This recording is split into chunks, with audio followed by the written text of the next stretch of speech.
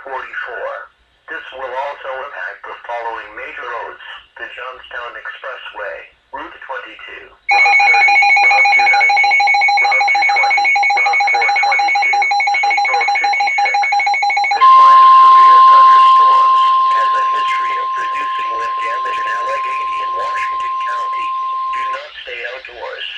Please report Weather bulletin. strong winds or wind damage to the National Weather Weather message Service for the following county: Randolph County, West Virginia. The National Weather Service in Charleston has issued a severe thunderstorm warning for northeastern Pocahontas County in West Virginia, southern Randolph County in West Virginia, northeastern Webster County in West Virginia. This includes the city of Webster Springs until 11:45 a.m.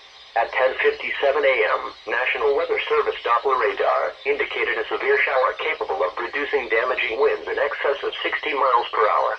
This storm was located near Webster Springs, moving east at 45 miles per hour. Other locations in the warning include but are not limited to Mill Creek and Holly River State Park.